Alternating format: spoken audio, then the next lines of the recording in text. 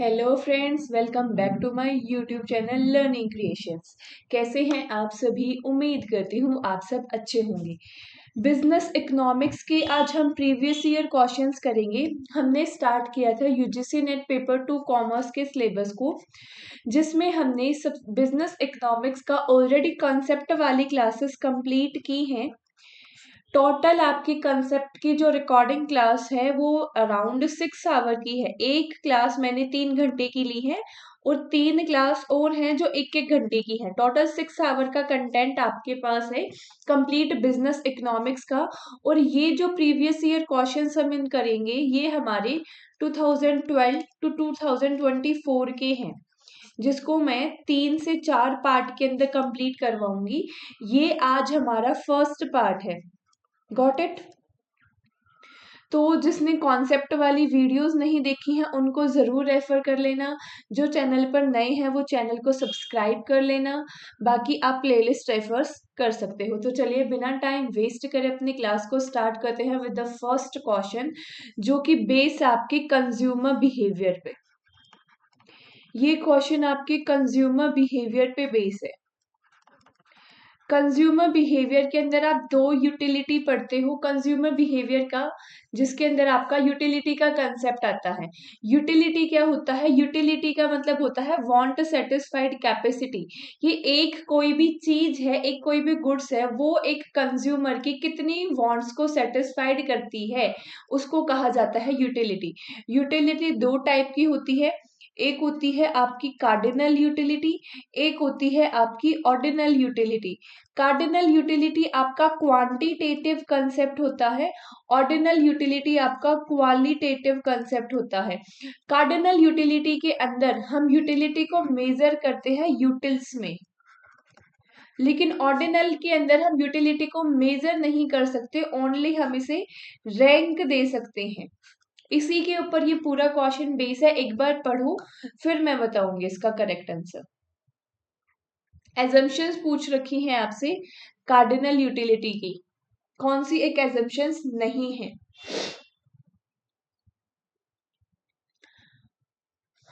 जो first assumption है आपकी, consumer is rational.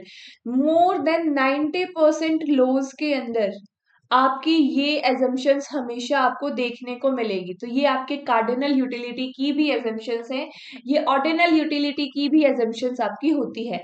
Limited money income of a consumer, हमारे पास लिमिटेड मनी इनकम है बिल्कुल। अगर अनलिमिटेड है तो फिर तो मेरा इकोनॉमिक का कंसेप्ट ही नहीं बनता। इकोनॉमिक पढ़ी ही इसीलिए जाती है क्योंकि स्केयर रिसोर्सेज होते हैं, रिसोर्सेज की कमी होती है। उन स्केयर रिसोर्सेज के अंदर मैं एक ह्यूमन की अनलिमिटेड वांट को कैसे सेटिस्फाइड कर सकता हूँ बेस्ट कॉम्बिनेशन बना के, उसी के लिए ही हमारी इकोनॉमिक्स पढ़ी जाती है, जिसमें हमारे पास आती हैं 3 types of major economic decision, जिसमें आता है what to produce, how to produce, for whom to produce. What to produce में आता है आपका what goods to produce. 2 goods होती है, एक होती है कंज्यूमर गुड, एक होती है कैपिटल गुड्स। कंज्यूमर गुड्स क्या? कंज्यूमर गुड्स वो गुड्स होती हैं जिसको यूज करता है एक कंज्यूमर, और आप कह सकते हो ये ड्यूरेबल गुड्स होती है, एक बार लेने के बाद वो खत्म हो गई।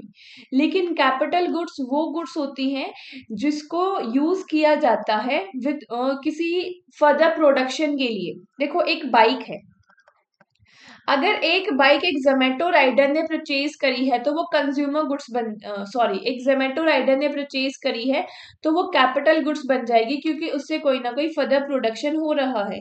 लेकिन वहीं पे सेम वही बाइक किसी घर पे परचेज की गई है, मैंने परचेज करी है अपने जॉब पे आने जाने के लिए, तो वो मेरी कंज्यूमर गुड्स बन जाएगी। तो कौन सी गुड कैपिटल गुड्स बनेगी, कौन सी गुड्स कंज्यूमर गुड्स बनेगी, वो डिपेंड करता है उसके यूज पे। क्वेश्चन क्या था? व्हाट टू प्रोड्यूस, कौन सी गुड प्रोड्यूस करनी है, कंज्यूमर कैपिटल। देन आता है how to produce. How to produce में आती है आपकी टेक्निक्स ऑफ प्रोडक्शन। 2 टेक्निक होती है, एक होती है लेबर इंसेंटिव टेक्निक, एक होती है capital incentive technique. Labour incentive technique के अंदर हम लेबर की हेल्प से चीजों को प्रोड्यूस करते हैं, एंड कैपिटल इंसेंटिव के अंदर हम मशीन्स की हेल्प से प्रोड्यूस करते हैं। ये डिपेंड करता है आपकी कंट्री का एक स्टेटस कैसा है। अगर ज्यादा पॉपुलेशन है तो आप ऑफ कोर्स लेबर का यूज करोगे, कम टेक्नोलॉजी ज्यादा है तो आप कैपिटल का यूज करोगे, एंड द वाइस वर्सा। उसके बाद आता है for whom to produce. Whom to produce में आती है आपकी कैटेगरीज कि आप किसके लिए प्रोड्यूस कर रहे हो, रिच पर्सन और सोसाइटी के लिए कर रहे हो या पुअर पर्सन के लिए कर रहे हो, आप विलेज एरिया के पर्सन के लिए कर रहे हो या सॉरी विलेज तो अर्बन रूरल कर लो इसको, अर्बन एरिया के पर्सन के लिए कर रहे हो या रूरल एरिया के पर्सन के लिए कर रहे हो। तो वो आता है फॉर होम टू प्रोड्यूस, आप किसके लिए प्रोड्यूस कर रहे हो। जो ये एक्स्ट्रा इन्फॉर्मेशन बता रही हूँ ना मैं क्वेश्चन के साथ, इसको साथ साथ नोट करते चलना, सारे टॉपिक हम साथ साथ रिवाइज करेंगे। Got it. थर्ड पॉइंट है maximise the total satisfaction. Cardinal utility की एजम्पशंस हैं क्या मैक्सिमाइज होती है टोटल सेटिस्फेक्शन? नहीं, एजम्पशंस तो बिल्कुल भी नहीं हो सकती, ये एज्यूम तो हम कर ही नहीं सकते, ये तो हम देखते हैं रिजल्ट निकलता है हमारा कि सेटिस्फेक्शन चाहता हूं मैं, मेरी ज्यादा से ज्यादा हो। डिमिनिशनिंग मार्जिनल यूटिलिटी ऑफ मनी, ये बनेगा आपका करेक्ट आंसर इस क्वेश्चन का, डिमिनिशनिंग मार्जिनल यूटिलिटी ऑफ मनी। जो एजम्पशंस है आपकी वो है कि मार्जिनल यूटिलिटी ऑफ मनी आपकी कांस्टेंट होनी चाहिए, नॉट डिमिनिशनिंग। क्लियर हुआ यहां तक?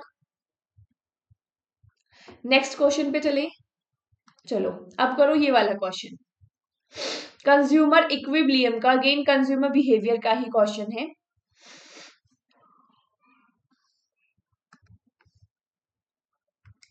करो फटाफट इस क्वेश्चन को भी।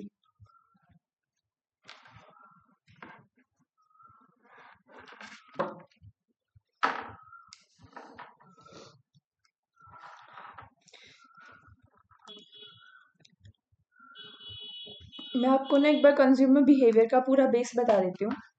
देखो, जो कंज्यूमर बिहेवियर है ना वो आपका बेस है सबसे पहले यूटिलिटी पे।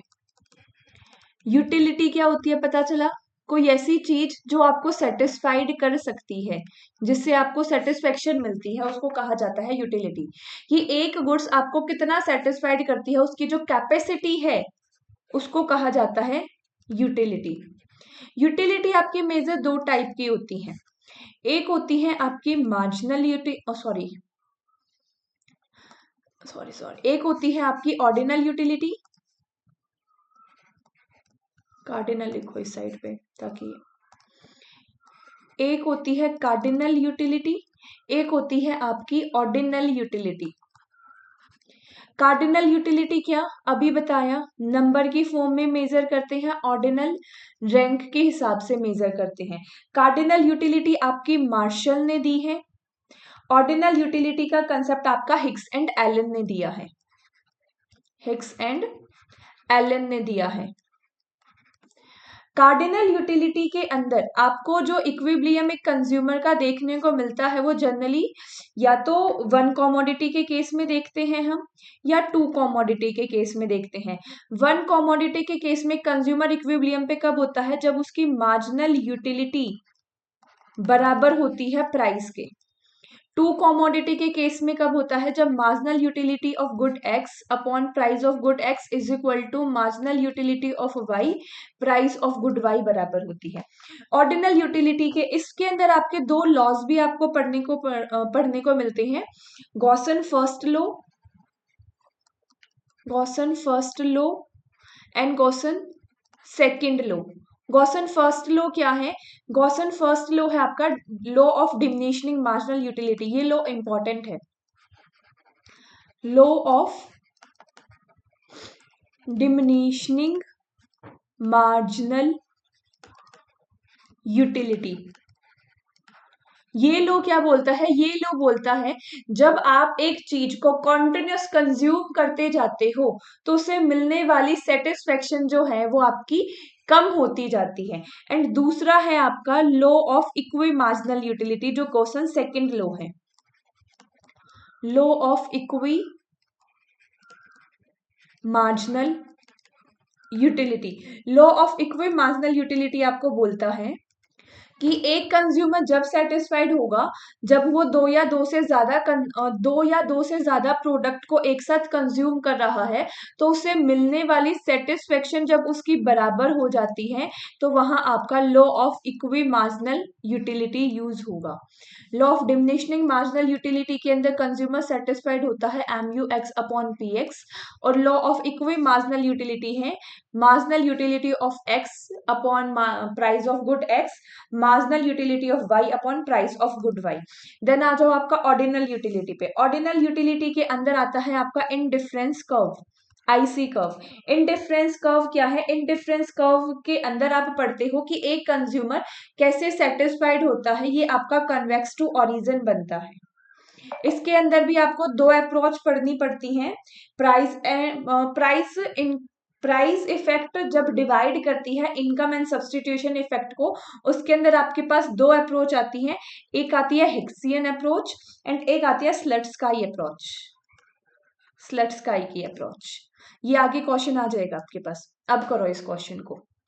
Consumer equilibrium is to explained through the ordinal utility. Ordinal utility मतलब आईसी कर्व बनेगा। When there are two commodity with price given and with limited income of consumer, the following is required. Budget line की जरूरत है, indifference map की जरूरत है, point of tendency between the IC and the budget line, या equality the slope of IC and the budget line. किसकी जरूरत है? एक कंज्यूमर को ये देखने के लिए क्या वो इक्विलिब्रियम की स्टेट में है या नहीं है। क्या चीज आपको पहले बनानी पड़ेगी? इसका जो करेक्ट आंसर है वो है आपका ऑप्शन नंबर 2। सबसे पहले तो आपके पास इंडिफरेंस मैप होना चाहिए। इंडिफरेंस मैप ही आपका इंडिफरेंस कर्व है।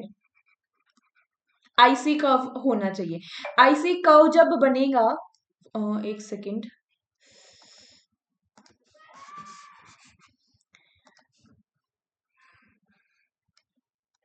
ये आपके पास आईसी कर्व है। आईसी कर्व के साथ आपको सेकंड पे चाहिए बजट लाइन। ये बना ली हमने यहाँ पे अपनी बजट लाइन। ये है मेरी गुड एक्स एंड ये है मेरी good y. Point of tendency between the IC, नहीं, पहले आपको ये देखना है जो आपने आईसी कर्व और बजट लाइन बनाया उसका स्लॉप इक्वल है। स्लॉप इक्वल होने का मतलब क्या है कि जो जितना चेंज आ रहा है वो इक्वल होना चाहिए। एंड लास्ट में आपको देखना है जहां ये टच करेंगे ये आपका इक्विलिब्रियम पॉइंट बन जाएगा। समझ में आया? आगे चले, चलो अब next question. If a firm is prepared to income increase cost of transportation, it may be reduced in the position to it may be in a position to reduce its inventory cost. Reason आपको दे रखा है, in such case the firm can use the fastest mode of transportation and rush the good stock to desired warehouse unmindful the cost of transportation. देखो ये ना किसी particular concept से नहीं है क्वेश्चन, आप इसमें कॉमन सेंस लगा सकते हो कि एक फर्म है वो अपनी ट्रांसपोर्टेशन इंक्रीज कर रहा है तो ऑफकोर्स उसकी जो इन्वेंट्री कॉस्ट है वो कम हो जाएगी अपने आप। अगर वो ट्रांसपोर्टेशन कॉस्ट इंक्रीज कर रहा है तो उसको ये एंश्योर करना है कि फास्टेस्ट मोड होना चाहिए, क्योंकि मेरे पास इन्वेंट्री नहीं है तो मेरे को जल्दी से जल्दी गुड्स मिलनी चाहिए मेरे वेयर हाउस तक। फिर उसमें ये नहीं देखना कि आपके इन्वेंट्री कॉस्ट तो कम हो ही रही है, अब आप ट्रांसपोर्टेशन कॉस्ट में को भी कम करने का ट्राई करोगे, ऐसा नहीं होना चाहिए। तो अनमाइंडफुल कॉस्ट आपको ट्रांसपोर्टेशन की यहाँ पे फिर लेनी पड़ेगी। Then option a is your correct answer. बहुत इजी क्वेश्चन था। On every point of straight line demand curve the point elasticity are equal. On every point of rectangular hyperbola shape of demand curve, the point elasticity are not equal. इस statement को एक बार ध्यान से पढ़ लेना please. करो इस question को।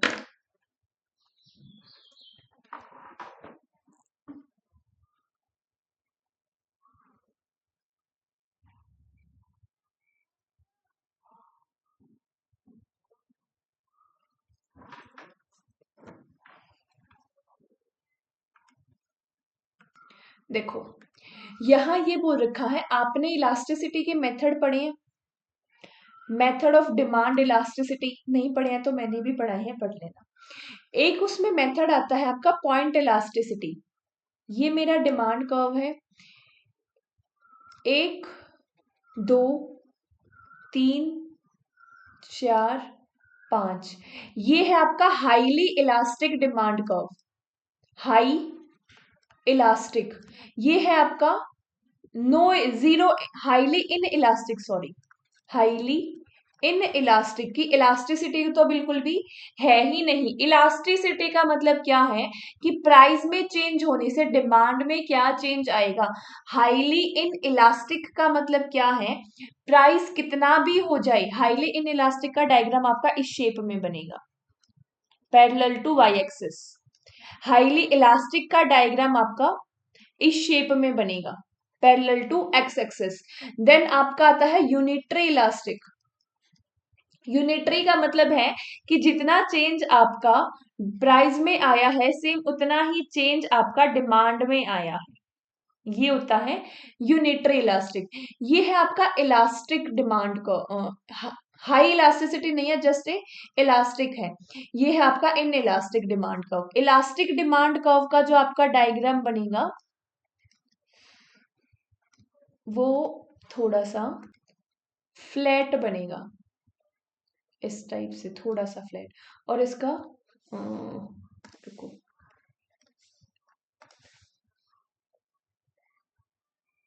और ये इस तरीके से बनेगा। ये क्या है, ये है आपका हाई इलास्टिक, ये है हाई इन इलास्टिक, ये है यूनिटरी इलास्टिक, ये है आपका इलास्टिक, ये है आपका इन इलास्टिक। समझ में आया। यहां आपकी इलास्टिसिटी है 0, यहां आपकी इलास्टिसिटी है इन्फिनिटिव, यहां आपकी इलास्टिसिटी है 1, यहां आपकी इलास्टिसिटी है मोर देन 1, यहां आपकी इलास्टिसिटी होगी लेस देन 1। ये आपकी इलास्टिसिटी बनेगी लेस देन 1। समझ में आ गया। तो ये बोल रखा है फर्स्ट स्टेटमेंट में, on every state on sorry on every point of state line demand of the point elasticity are equal. बिल्कुल गलत, बिल्कुल गलत। पॉइंट इलास्टिसिटी इक्वल होती ही नहीं। हमने अभी देखा 5 टाइप की इलास्टिसिटी हमारे डिमांड कर्व पे, पॉइंट इलास्टिक मेथड आपके इलास्टिसिटी का। सेकेंड स्टेटमेंट है आपकी, on every point of rectangular hyperbola demand curve the point elasticity are not equal. हर एक पॉइंट पे रेक्टेंगुलर हाइपरबोला के डिमांड कर्व पे आपकी पॉइंट इलास्टिसिटी इक्वल होती है। अब ये रेक्टेंगुलर हाइपरबोला क्या होता है, हमने कॉस्ट देखा है, कॉस्ट के अंदर मेरा एक एवरेज फिक्स्ड कॉस्ट कर्व आता है। एवरेज फिक्स्ड कॉस्ट कर्व की शेप क्या होती है, रेक्टेंगुलर हाइपरबोला होती है, इस तरीके से कन्वेक्स टाइप में थोड़ा सा। तो जो ये रेक्टेंगुलर हाइपरबोला कर्व होता है एवरेज फिक्स्ड कॉस्ट का, इसका जो आपका स्लोप होता है ना वो होता है अनइक्वल, स्लोप होता है अनइक्वल। लेकिन जो इसकी लेकिन जो इसका एरिया अंडर द कर्व होता है ना, एरिया अंडर द कर्व वो इक्वल होता है। देखो एरिया अंडर द कर्व का मतलब क्या है, first point, second point, third point. ये देखो मैं इसको हाईलाइट करती हूँ थोड़ा सा। ये आपका एक रेक्टेंगुलर बॉक्स बना, ये आपका दूसरा रेक्टेंगुलर बॉक्स बना, ये आपका तीसरा रेक्टेंगुलर बॉक्स बना। जो इन तीनों बॉक्स का एरिया है ना वो सेम होगा, जिसकी वजह से जो इलास्टिसिटी है हर पॉइंट पे वो आपकी इक्वल होगी। यहां बोल रखा है नॉट इक्वल, बहुत statement are correct, sorry not correct, दोनों स्टेटमेंट गलत है। स्लोप अनइक्वल होता है लेकिन इलास्टिसिटी और area under the curve rectangular hyperbola का हमेशा इक्वल रहता है। Got it.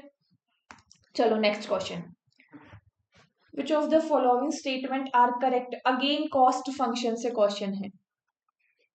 मैंने आपकी एक क्लास ली है 1 घंटे की, 1 घंटे की भी पूरी नहीं है, उसमें production function, cost function and revenue function तीनों करवाए हैं, कंप्लीट कंसेप्ट, उसको देख लेना जरूर, सारी चीजें क्लियर हो जाएंगी।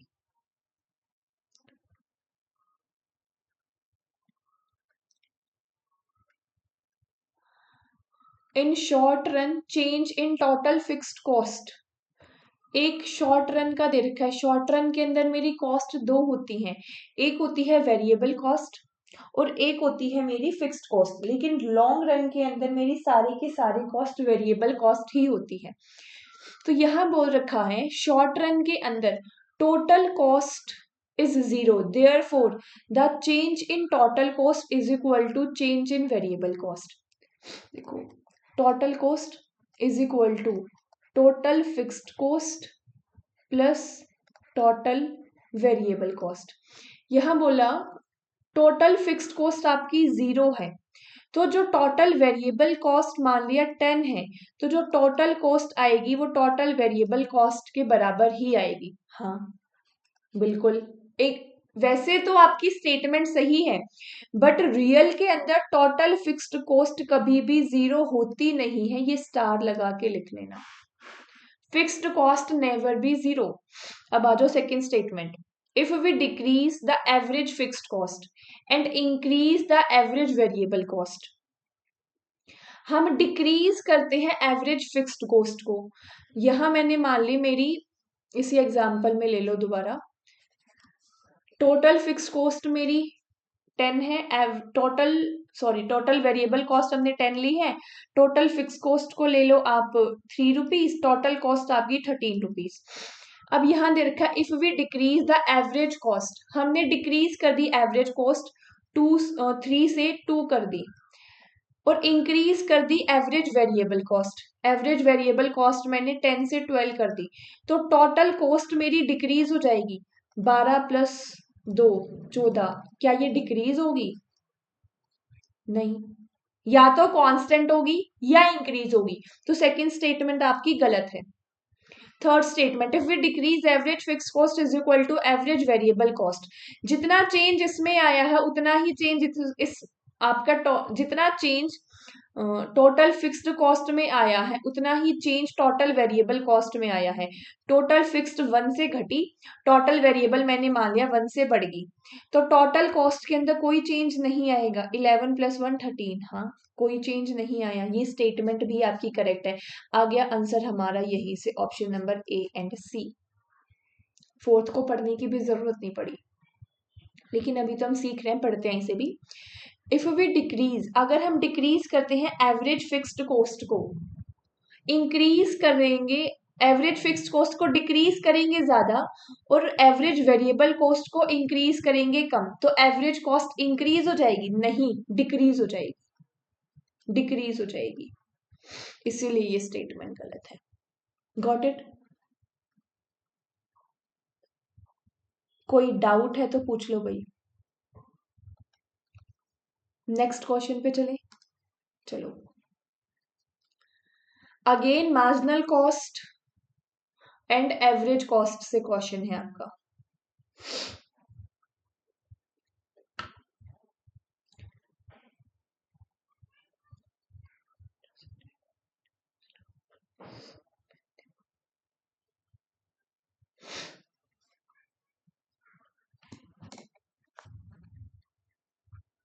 जल्दी जल्दी सॉल्व करो।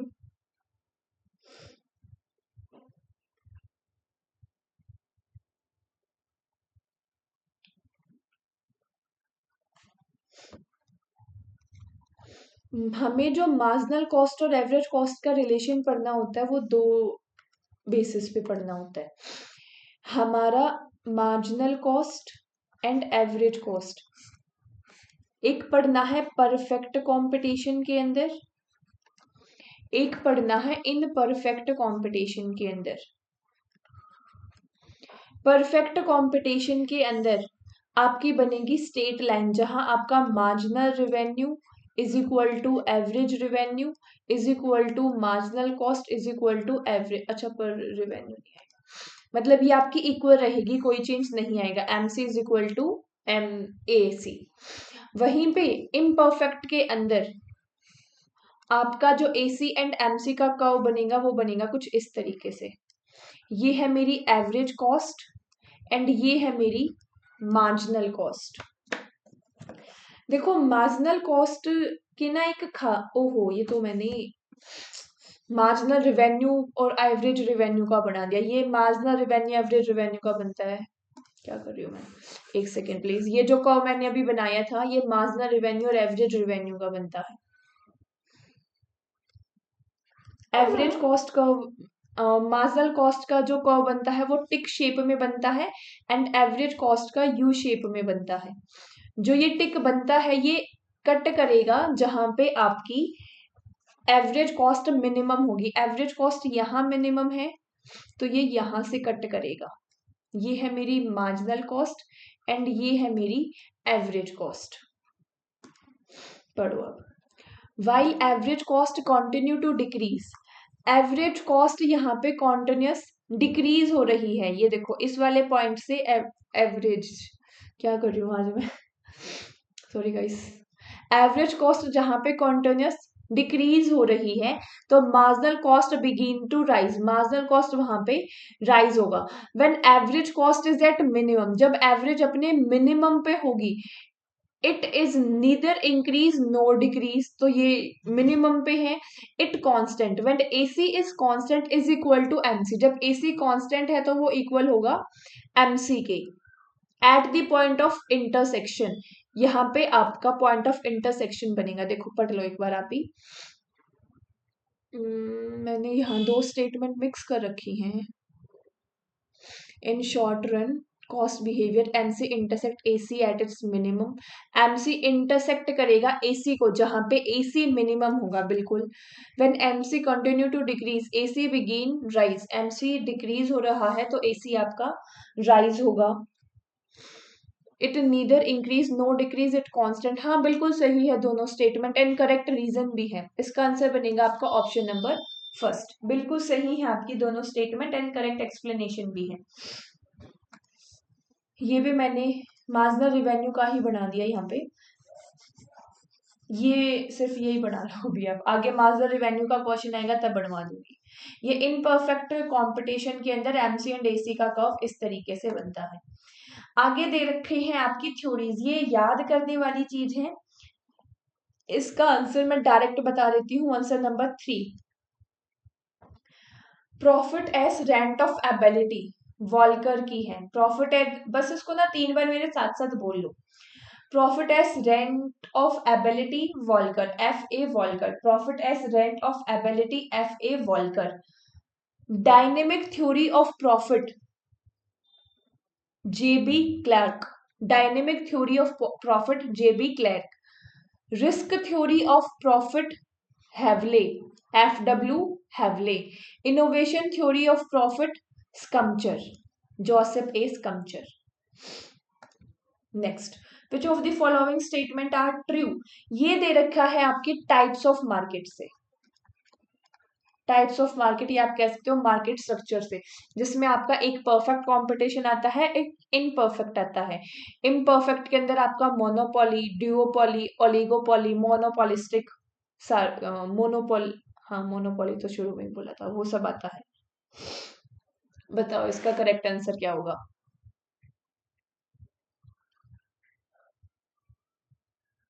A simple monopoly always on supernormal profit. Always on, always। एक क्वेश्चन और प्रीवियस ईयर क्वेश्चन ही है, मेरे को ये बताओ क्या मोनोपोली अपने हिसाब से प्राइस सेट कर सकता है। पहले इसका आंसर दो मुझे, क्या मोनोपोली अपने हिसाब से प्राइस सेट कर सकता है। देखो अगर मोनोपोलीज के कैरेक्टरिस्टिक के बेसिस पे देखा जाए तो आप कहोगे हाँ कर तो सकता है, लेकिन जब इकोनॉमी के बेस पे अगर हम देखेंगे तो इसका करेक्ट आंसर आएगा नहीं, मोनोपोली अपने हिसाब से प्राइस सेट नहीं कर सकता। उसका रीजन ये है, अगर किसी मोनोपोली फर्म ने प्राइस को बढ़ा दिया तो उसकी डिमांड अपने आप कम हो जाएगी, जिस वजह से वो उस प्राइस के ऊपर, देखो प्राइस तो सेट कर सकता है लेकिन प्राइस के साथ साथ वो कितना सेल करना है उसे सेट नहीं कर सकता। दोनों चीजों को एक ही साथ कंट्रोल वो नहीं कर सकता। समझ आया ये पॉइंट, ये प्रीवियस ईयर क्वेश्चन है, पूछा हुआ है आपसे। नेक्स्ट दे रखा है आपका स्वीजी किंग डिमांड का, ओलिगोपोली मॉडल है ये आपका।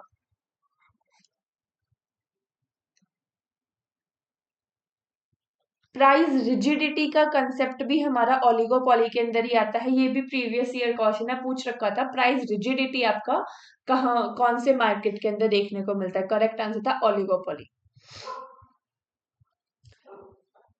एक होता है प्राइस टेकर और एक टर्म होती है आपकी प्राइस मेकर। यहां बोल रखा है आपका परफेक्ट कंपटीशन जो है वो प्राइस टेकर होता है। Is this statement true? Firm under monopolistic on only normal profit. जल्दी जल्दी बताओ अब इसका करेक्ट आंसर। मैं ना आपको एक टेबल बनवा देती हूँ और इसको संभाल के रखना, जहां भी दिक्कत है इसको खोल के रख लेना। देखो, एक होता है आपका शॉर्ट रन, एक देखते हो आप लॉन्ग रन के अंदर। शॉर्ट रन में आपका सुपर नॉर्मल प्रॉफिट हो सकता है, नॉर्मल प्रॉफिट हो सकता है और आपका लॉस हो सकता है। सेम इसी तरीके से लॉन्ग रन में super normal profit, normal profit and आपका लॉस। परफेक्ट कंपटीशन हमें देखने को मिलता है monopolistic competition and monopoly, mainly तो यही होते हैं। सो शॉर्ट टर्म के अंदर हर टाइप की इकोनॉमी हर टाइप का प्रॉफिट बना सकती हैं, इसको स्टार मार्क कर लो। शॉर्ट रन के अंदर हर टाइप की इकोनॉमी हर टाइप का प्रॉफिट बना सकती हैं, लेकिन लॉन्ग रन में परफेक्ट कंपटीशन कभी भी सुपर नॉर्मल प्रॉफिट नहीं बना सकता। क्योंकि परफेक्ट कंपटीशन क्या होता है? परफेक्ट कंपटीशन हमारे अभी देखा प्राइस टेकर होता है। प्राइस टेकर का मतलब है कि वो प्राइस लेगा, वो खुद अपने हिसाब से प्राइस सेट नहीं कर सकता। First reason. Second reason, perfect competition के अंदर जो आपका प्रोडक्ट होता है वो आइडेंटिकल होता है, सेम प्रोडक्ट आपको देखने को मिलता है। अगर आपने प्राइस को हाई कर दिया तो आप जनता आपसे खरीदेगी ही नहीं, क्योंकि कोई अलग प्रोडक्ट तो आप सेल नहीं कर रहे, सेम प्रोडक्ट ही दे रहे हो, तो आपकी डिमांड बिल्कुल कम हो जाएगी। ये है शॉर्ट रन के अंदर परफेक्ट कंपटीशन ना तो कभी भी सुपर नॉर्मल प्रॉफिट बना सकता, ना ही वो लॉस में जा सकता। ये ओनली नॉर्मल प्रॉफिट में ही रहता है, ध्यान रखना इस चीज को। Same with monopolistic, same monopolistic भी ना सुपर नॉर्मल प्रॉफिट बना सकता ना लॉस लेगा, ये भी आपका नॉर्मल प्रॉफिट के अंदर ही रहेगा। लेकिन जो मोनोपोली है वो लॉन्ग रन में हमेशा एंड हमेशा, लॉन्ग रन की बात कर रही हूं मैं, लॉन्ग रन में वो हमेशा एंड हमेशा सुपर नॉर्मल प्रॉफिट ही बनाएगी। अब यहां आ जाओ, a simple monopoly always earn super normal profit, always नहीं, लॉन्ग रन के अंदर। Sweezy King the demand curve is the best model explaining the relative more satisfying of the oligopoly form for the price rigidity. हाँ, ये बिल्कुल आपकी सही बताई गई है कि जो स्वीजी किंग डिमांड कर्व है वो आपकी ओलिगोपोली का मॉडल है जो प्राइस रिजिडिटी को परफेक्टली एक्सप्लेन करता है। चलो इस मॉडल को भी पढ़ ही लेते हैं, लगे हाथ अभी। देखो, इसका जो डायग्राम बनता है वो किंग डिमांड कर्व का कुछ इस तरीके से बनता है। हमने अभी सारे के सारे इलास्टिसिटी के डायग्राम देखे हैं ना, उसी से समझ आएगा। ये यहाँ है हमारी किंग, जो किंग से अबोव होता है वहां आपकी डिमांड इलास्टिसिटी होती है, मतलब आपकी डिमांड इलास्टिक होती है। लेकिन जब आप किंग से नीचे आते हो तो आपकी डिमांड जो है वो इन इलास्टिक बन जाती है।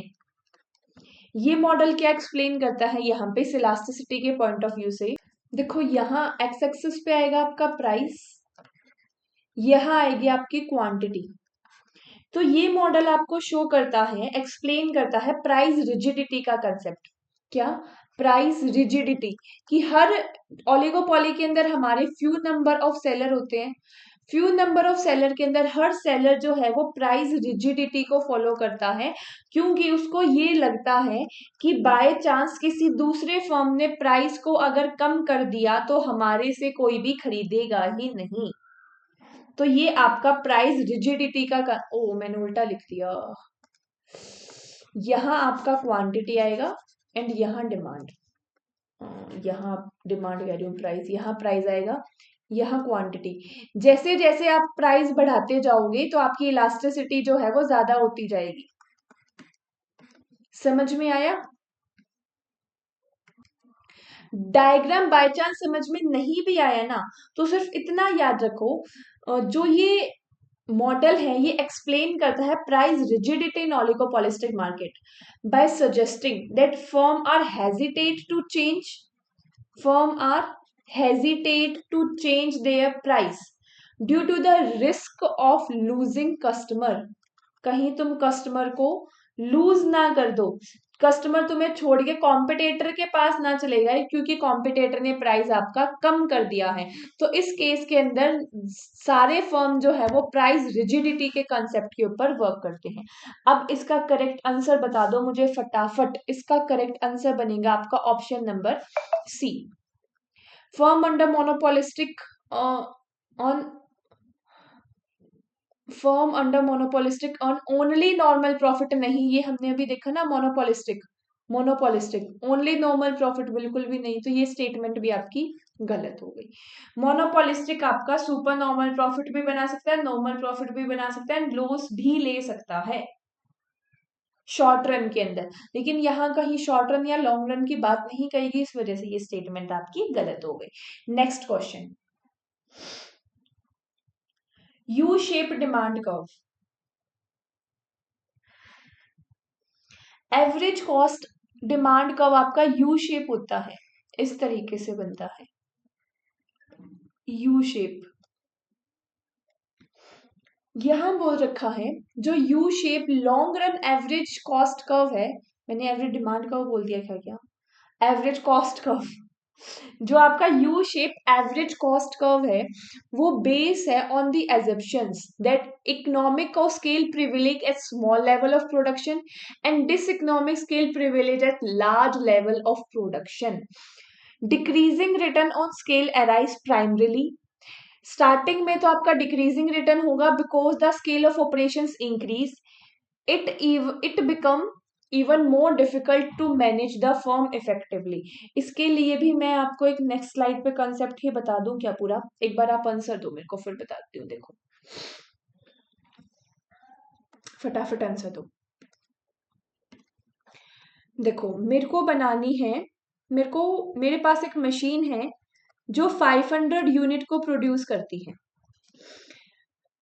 पर यूनिट वेरिएबल कॉस्ट जो है वो आपकी 10 रुपीज की है एंड फिक्स्ड कॉस्ट तो फिक्स ही रहती है, पर यूनिट के हिसाब से कोई चेंज नहीं आता, फिक्स कॉस्ट आपकी 1000 रुपीज की है। ठीक है, अब जब मैं 100 यूनिट प्रोड्यूस करूंगी तो मेरी कितनी कॉस्ट आएगी, फिक्स कॉस्ट तो ऑफकोर्स 1000 ही रहेगी, 100 यूनिट के हिसाब से मेरी वेरिएबल कॉस्ट भी 1000 आ जाएगी। मतलब कि 100 यूनिट बनाने के लिए मेरी 2000 पड़ी कॉस्ट, क्वांटिटी है 100, 2 जीरो पर यूनिट कॉस्ट पड़ी 20। वहीं पे मैं अगर 500 यूनिट को प्रोड्यूस करती हूँ तो मेरी फिक्स्ड कॉस्ट तो सेम वही 1000 रहेगी, 10 के हिसाब से मेरी वेरिएबल कॉस्ट 5000 हो जाएगी, टोटल कॉस्ट कितनी हो गई 6000। कितनी यूनिट बना रही हूँ इस बार मैं, 500 यूनिट बना रही हूँ, 2 जीरो से 2 जीरो गई, 5 1 जा 5, 5 2 जा 10, पर यूनिट कॉस्ट कम होगी। तीसरा, अब मेरे को 600 यूनिट बनानी है, जो मेरी ये मशीन की कॉस्ट थी ये मान लो थी 50,000, जो ये मेरी मशीन 500 यूनिट बनाती है, इस मशीन को खरीदने की कॉस्ट मेरी 50,000 रुपए है। 600 यूनिट अब मुझे बनानी है, मेरी फिक्स्ड कॉस्ट तो अब रही ही नहीं क्योंकि मेरे को नई मशीन परचेज करनी पड़ेगी, उस नई मशीन की कॉस्ट आएगी कितनी 50,000, कुछ ना कुछ फिक्स्ड कॉस्ट भी आएगी इसके साथ, इंस्टॉलेशन चार्जेस एंड ऑल। 10 के हिसाब से वेरिएबल कॉस्ट हो गई 6000, टोटल कॉस्ट हो गई 56,000, बना कितनी यूनिट रही हूँ? 600। 0 से 0 गई, ये आएगा आपका 6 6 36, 6 7 42, 6 8 48, 6 9 54, 20, 6 2 18, ये 92 पॉइंट समथिंग आएगा आपका। 92.2, अगेन 92.22 आंसर आएगा इसका। अब आपकी कॉस्ट कितनी पड़ गई? 92 रुपीज। यहाँ क्या बोला जा रहा है, जो मेरा average cost curve U shape बनता है, उस वो इसीलिए यू शेप बनता है क्योंकि स्टार्टिंग में तो मुझे इकोनॉमिक ऑफ स्केल का बेनिफिट होता है कि मैं लार्ज लेवल पे जब प्रोडक्शन कर सकती हूँ, अगर मैं ज्यादा यूनिट को प्रोड्यूस करूंगी तो मेरे को ज्यादा प्रॉफिट मिलेगा। ये हो गया मेरा इकोनॉमिक ऑफ स्केल। देन आ गया आपका कांस्टेंट। देन यहां से आ जाएगा आपका डिक्रीजिंग, मतलब कि डिस इकोनॉमिक ऑफ स्केल, कि अगर 500 से ज्यादा यूनिट प्रोड्यूस करने चलोगे तो उल्टा अब आपको नुकसान भी होगा स्टार्टिंग में। तो यहाँ पे भी तो यही बोल रखा है ना, you shape average cost curve is based on the assumptions that starting में आपका इकोनॉमिक ऑफ स्केल होता है स्मॉल लेवल ऑफ प्रोडक्शन पे। 10 यूनिट प्रोड्यूस करो, 20 यूनिट प्रोड्यूस करो, 30 यूनिट, जैसे जैसे ज्यादा यूनिट प्रोड्यूस करते जाओगे वैसे वैसे आप डिस इकोनॉमिक ऑफ स्केल के ऊपर जाते जाओगे। Decreasing return on scale arise, starting में डिक्रीजिंग रिटर्न आता है because the scale of operation increase, क्योंकि यहां तक आपके जो रिसोर्सेज हैं उनको आप फुल्ली एंड इफेक्टिव तरीके से यूज नहीं कर पा रहे हो। जैसे जैसे यहाँ आप इनको इफेक्टिव तरीके से यूज कर पाते हो तो आपके कॉस्ट जो है वो उधर कम होती जाएगी। क्या ये रीजन करेक्ट है? ये रीजन तो वैसे भी आपको ओनली इकोनॉमिक ऑफ स्केल का दे रखा है, डिस इकोनॉमिक का तो रीजन भी नहीं है। तो इसका आंसर बनेगा आपका ऑप्शन नंबर 2। ये इवन इकोनॉमिक ऑफ स्केल का भी आपका प्रॉपर रीजन नहीं दे रखा, ये अगेन एक्सप्लेन कर रखा है। ये सेकंड स्टेटमेंट अपने आप में कंप्लीट स्टेटमेंट है, ये फर्स्ट का रीजन नहीं दे रही है। समझ में आया? नेक्स्ट क्वेश्चन पे चलें। Price discrimination. प्राइस डिस्क्रिमिनेशन कहाँ आता है आपका? मोनोपोली के अंदर आता है। 3 टाइप की प्राइस डिस्क्रिमिनेशन आप पढ़ते हो। फर्स्ट के अंदर जहां आप कंज्यूमर सरप्लस को कम करने का ट्राई करते हो हमेशा, कि जितना कंज्यूमर दे सकता है मेरे को उतना ले लेना चाहिए। देन आपका सेकेंड डिग्री प्राइस डिस्क्रिमिनेशन आपको देखने को मिलता है क्वांटिटी के ऊपर। क्वांटिटी पे कैसे, कि सेलर जो है वो ज्यादा से ज्यादा क्वांटिटी यहाँ सेल करके अपना प्रॉफिट को मैक्सिमाइज करना चाहता है। वो कहता है 100 रुपए, 100 क्वांटिटी, 10 क्वांटिटी लोगे तो पड़ेगी आपको 100 रुपए की एक क्वांटिटी। वहीं पे अगर 50 क्वांटिटी परचेज कर लोगे तो लगा दूंगा 90 रुपए की। 100 क्वांटिटी परचेज करोगे तो लगा दूंगा 80 रुपए की। ये भी तो एक तरीके का डिस्क्रिमिनेशन ही है ना। थर्ड, आपका आप कह सकते हो जियोग्राफिकल रीजन के बेसिस पे डिस्क्रिमिनेशन किया जाता है, कि पहाड़ों पे कुछ और प्राइस होगा, ग्राउंड लेवल पे कुछ और प्राइस होगा। तो ये पूछ रखा है विच of the following is not a pre request of price determination, price determine करने के लिए क्या चीज इंपॉर्टेंट नहीं है। Firm must have monopoly power, बिना मोनोपोली पावर के तो आप प्राइस डिस्क्रिमिनेशन कर ही नहीं सकते, क्योंकि अगर आपके पास मोनोपोली पावर नहीं है तो कोई और जहां जिस जो आपसे रिलेटेड प्रोडक्ट बना रहा है कंज्यूमर वहां चला जाएगा। प्रोडक्ट है multiple close substitute and different use, इसको ध्यान से पढ़ो। अगर प्रोडक्ट के मल्टीपल क्लोज सब्सिट्यूट अवेलेबल हैं तो कंज्यूमर आपसे क्यों परचेज करेगा फिर? वहां तो तुम प्राइस डिस्क्रिमिनेशन नहीं कर सकते ना। फर्स्ट पॉइंट में भी तो मैंने यही एक्सप्लेन किया। सो इसका करेक्ट आंसर होगा option number second. Third, market are separated and segmented, अलग अलग मार्केट होनी चाहिए, पहाड़ों की मार्केट अलग एंड ऑल, छोटे बच्चों की मार्केट अलग, बड़ों की मार्केट अलग, segmented market. Price elasticity of product must differ in market, अलग अलग मार्केट के अंदर अलग अलग प्राइस इलास्टिसिटी होना जरूरी है। समझ में आया? नेक्स्ट क्वेश्चन, ये है आपका डंपिंग से रिलेटेड। नॉन कन्वेंशनल डंपिंग कौन सी है? नॉन कन्वेंशनल डंपिंग जो आपकी ज्यादा आपको कम देखने को मिलता है, नॉन कन्वेंशनल जो आपको कम देखने को मिलती है। नॉन कन्वेंशनल डंपिंग बोलते हैं हम रिवर्स डंपिंग को। रिवर्स डंपिंग का मतलब क्या होता है? उल्टी डंपिंग। जहां पे सबसे पहले डंपिंग क्या होता है मेरे को ये बताओ। डंपिंग एक तरीके का टैक्स है जो लगाया जाता है अगर आप अपनी कंट्री के अंदर सस्ता बेच अपनी कंट्री में कॉस्टली बेचते हो प्रोडक्ट को और किसी दूसरी कंट्री में जाके उसको चीप सस्ता बेचते हो। उसका ऑब्जेक्टिव क्या होता है मेनली कि आप सामने वाली कंट्री में अपनी मोनोपोली बनाना चाहते हो। तो ये सस्ता बेचने के कारण प्रोडक्ट आपके ही प्रोडक्ट को सब परचेज कर रहे हैं। उस कंट्री की जो लोकल मार्केट है या लोकल पर्सन जो सेम प्रोडक्ट बनाते हैं उन्हें काफी हार्म हो रहा है। तो उसके लिए एक टैक्स लगाया जाता है जिस टैक्स का नाम है डंपिंग। समझ में आया? यहाँ आपकी फर्स्ट दे रखी है स्प्रोडिक डंपिंग। स्प्रोडिक डंपिंग आपकी वो डंपिंग होती है जहां आप अपनी लिक्विडिटी को खत्म करना चाहते हो। आपको ये लगता था आपकी कंट्री के अंदर 1000 यूनिट सेल आउट हो जाएंगी लेकिन आपका जो है वो सामान बच गया। आपकी कंट्री में 700 यूनिट ही सेल आउट हो पाई। तो इस वजह से दूसरी कंट्री में जाके 300 यूनिट आप सस्ते पे भी देने को तैयार हो जाते हो ताकि टोटली तो लॉस ना हो, कुछ से तो कुछ तो मिल जाए। तो उसको कहा जाता है स्प्रोडिक डंपिंग। टेम्परेरी इन नेचर होता है, एम होता है एक्सेस स्टॉक को लिक्विडेट करना। उसके बाद आती है predatory dumping. Predatory dumping actually वो डंपिंग होती है जहां आप पेनिट्रेट करते हो मार्केट को। पेनिट्रेट का मतलब है मार्केट के अंदर घुसे चले जाते हो बिल्कुल जबरदस्ती। यहाँ पे आपका मेन एम होता है कि आप कंपटीशन को एलिमिनेट कर दो, लोकल मार्केट को, लोकल प्रोड्यूसर्स को खत्म कर दो। Got it?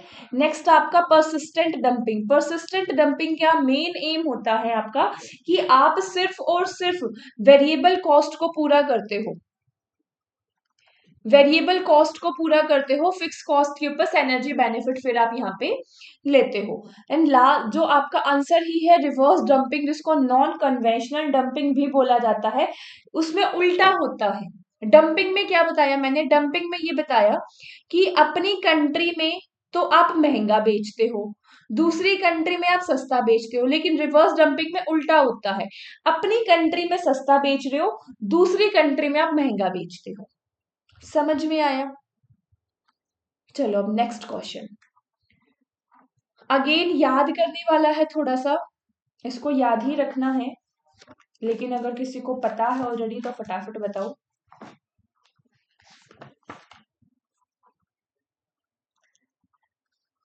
The correct answer of this question is answer number first.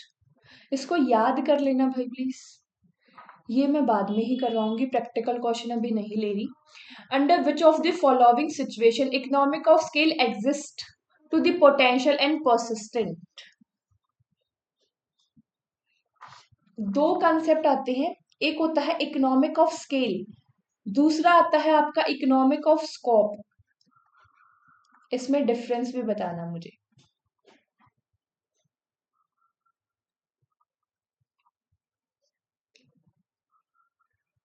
कहां पे किस सिचुएशन के अंदर आपको इकोनॉमिक ऑफ स्केल का बेनिफिट मिलता है? When the firm is too small and too specialized, firm आपकी बिल्कुल छोटी सी है और स्पेशलाइज्ड प्रोडक्ट ही बनाती है। When firm decision to hire input do not result in increasing in input cost, ये आपके प्रोडक्शन फंक्शन से रिलेटेड है, शॉर्ट रन प्रोडक्शन फंक्शन। लो का नाम बता दो, कौन सा लो यहाँ पे यूज होता है हमारा? When firm is too large or diversified, when long run cost of producing a unit fall as output increase. The correct answer of this question इस option number 4।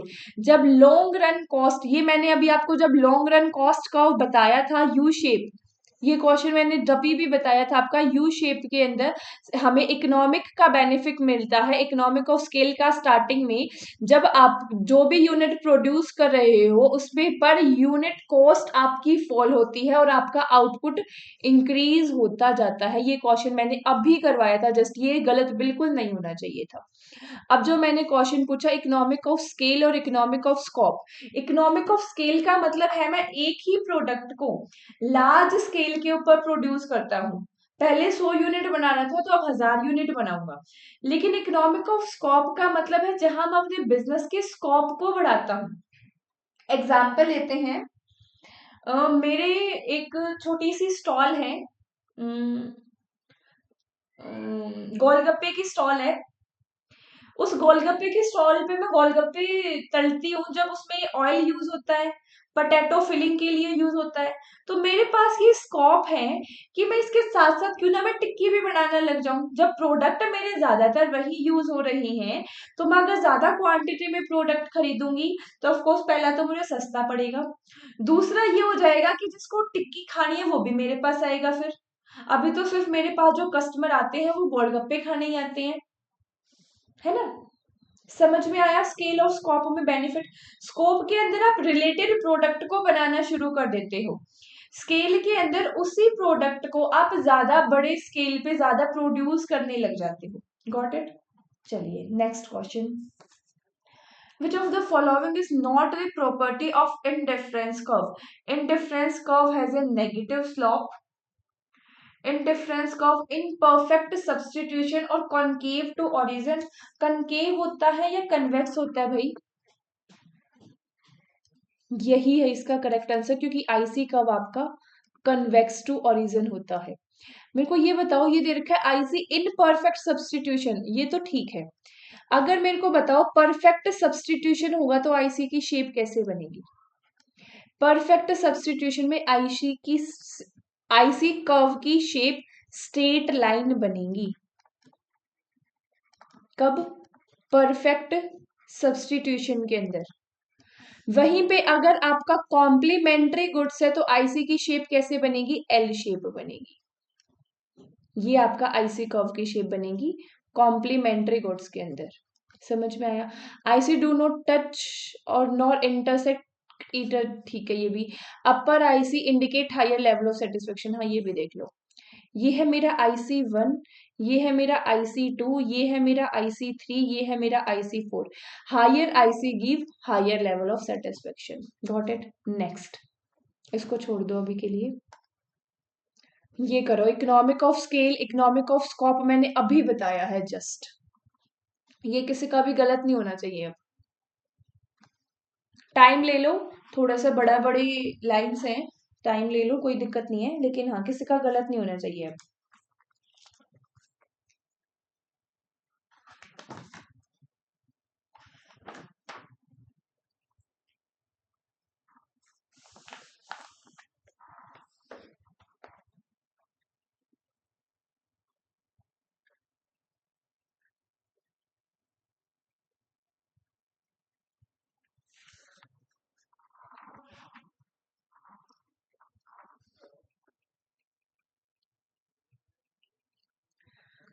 Arising when lower the average cost of manufacturing a product, when two complementary products are produced by a single firm।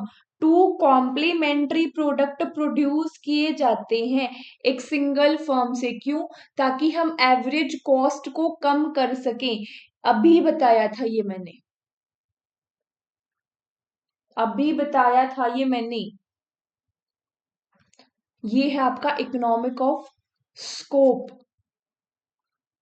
सी का 1, sorry D का 1, option number first cut गया, option number second cut गया।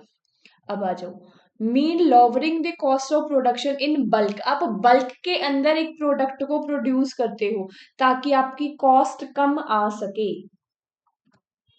Economic of scale, option number 3, question solve. Internal economy, external economy को भी देख लो। Internal economy वो economy जहां आपकी पर यूनिट कॉस्ट डिपेंड करती है साइज ऑफ फर्म पे, एंड एक्सटर्नल जहां आपकी पर यूनिट कॉस्ट डिपेंड करती है कंप्लीट इंडस्ट्री पे। देखो इंडस्ट्री क्या होता है, जब सेम काम करने वाले बहुत सारे फर्म एक साथ मिल जाते हैं ना तो इसको इंडस्ट्री बोलते हैं। समझ में आया? चलो इजी था ना। ए फर्म, थोड़ा सा ये आप कह सकते हो प्राइसिंग की टाइप्स हैं, तो ये आप मार्केटिंग से रिलेट कर सकते हो। अगर स्किप करना चाहते हो तो कर सकते हो फिलहाल के लिए, क्योंकि मार्केटिंग के अंदर भी मैं ये आपको टाइप्स ऑफ प्राइसिंग सारी करवाने वाली हूँ, लेकिन कर सकते हो तो प्लीज एक बार ट्राई करो। A firm that produce highly substitute goods can adopt, जहाँ एक फर्म जो प्रोड्यूस करता है हाईली सब्स्टिट्यूट गुड्स, तो उसको कौन सी प्राइसिंग अडॉप्ट करनी चाहिए। चलो ये क्वेश्चन फिर मैं आपको ना होमवर्क के लिए दे देती हूँ। Got it? और मेरे को विद रीजन बताओगे, विद रीजन बताना है इसका answer. In perfectly competitive market, if firm in long run operate at the level of output, long run के अंदर मैंने ये क्वेश्चन भी बताया, सारे कंसेप्ट करवा चुकी हूँ, देखो वही कंसेप्ट से बार बार रिपीट हो रहा है, ये सारे प्रीवियस ईयर क्वेश्चन ही है।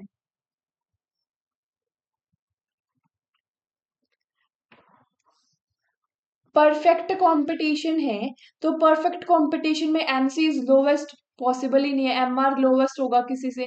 MR is equal to MC, हाँ हो सकता है। MR is equal to AC, correct answer ये देखो, आपका जो ऑप्शन नंबर थर्ड है ना, ये गलत नहीं है, लेकिन हमें देखना होता है बेस्ट। तो जब आपको M R is equal to M C is equal to A C is equal to M C दे रखा है, तो आप इस ऑप्शन को चूज करोगे। Got it? Next, business decision, basic economics का ये क्वेश्चन है आपका। बेसिक बिजनेस इकोनॉमिक्स क्या होता है, उसी से रिलेटेड ये क्वेश्चन है आपका। कर दो इसको भी फटाफट।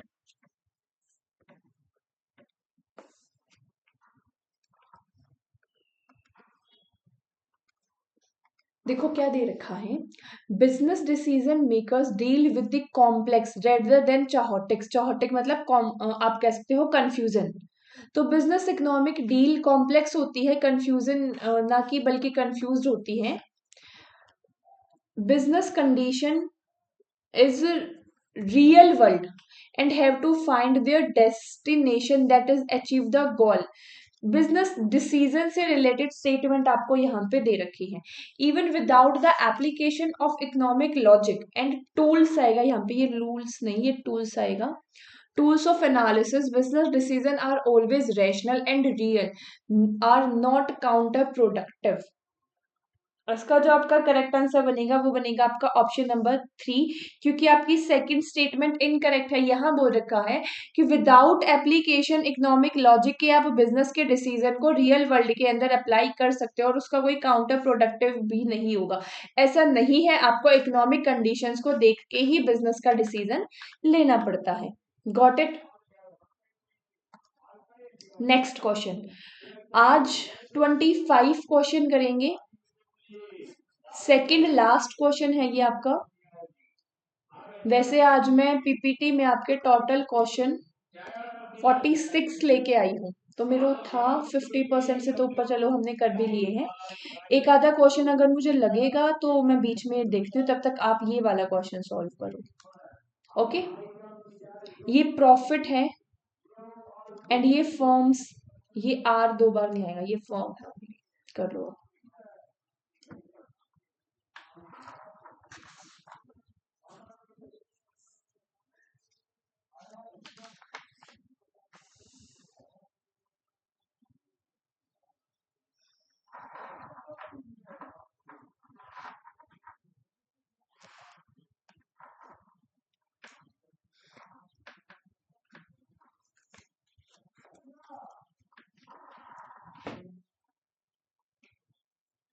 एक होता है परफेक्ट कंपटीशन, एक होता है प्योर कंपटीशन। ध्यान देना इस स्टेटमेंट पे। प्योर कंपटीशन और परफेक्ट कंपटीशन में मेरे को डिफरेंस बता दो।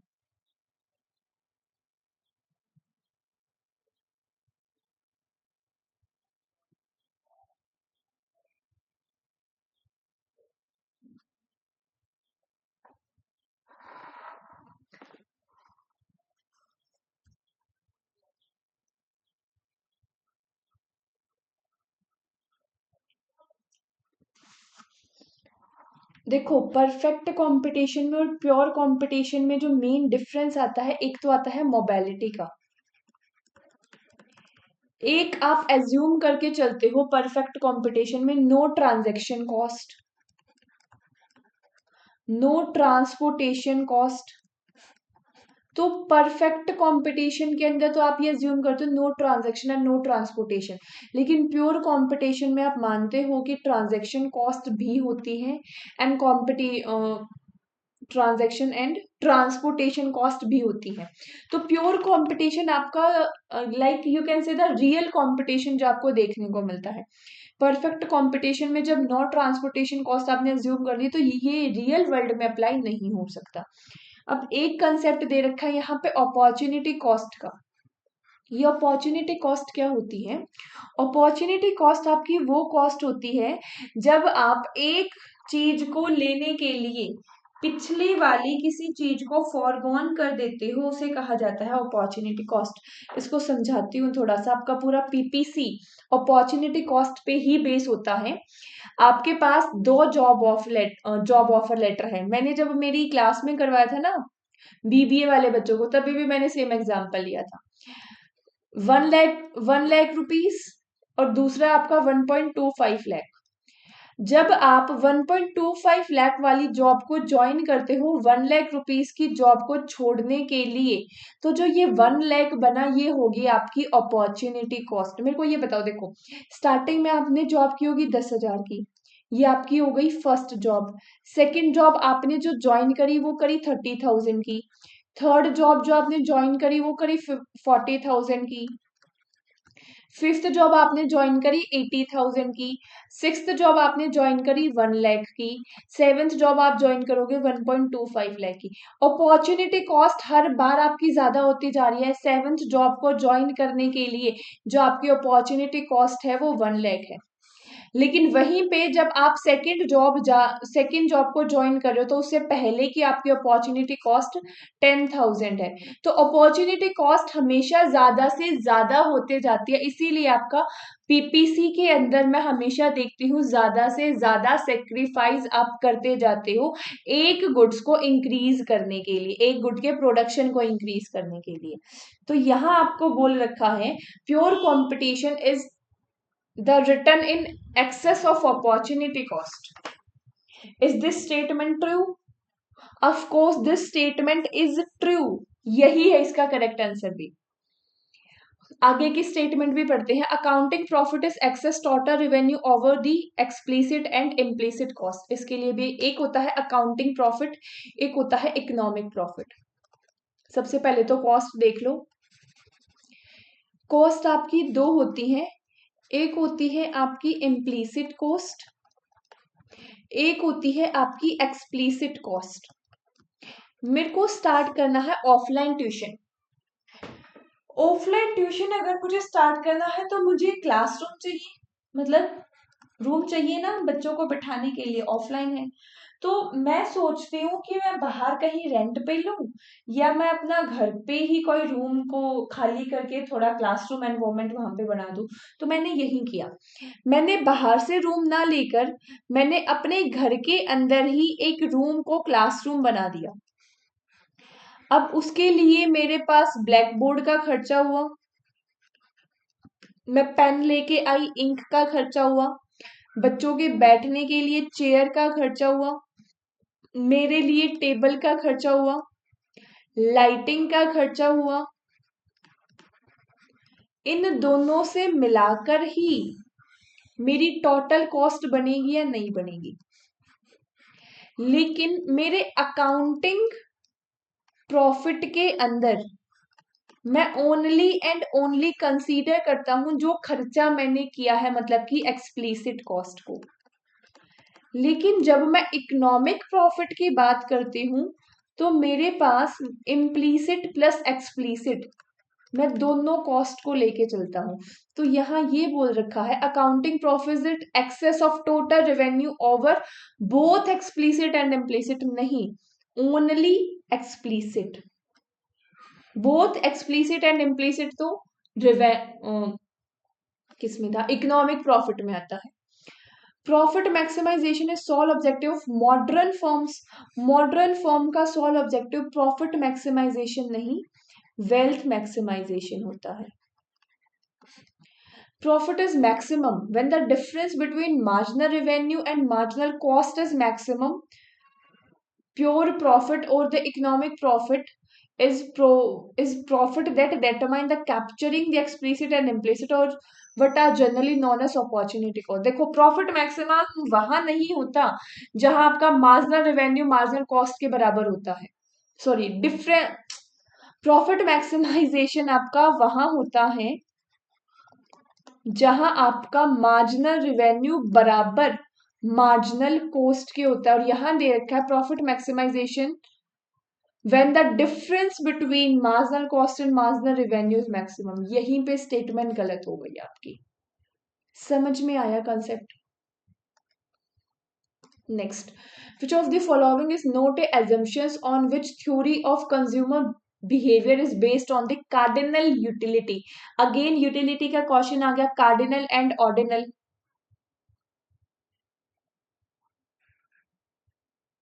Cardinal and ordinal,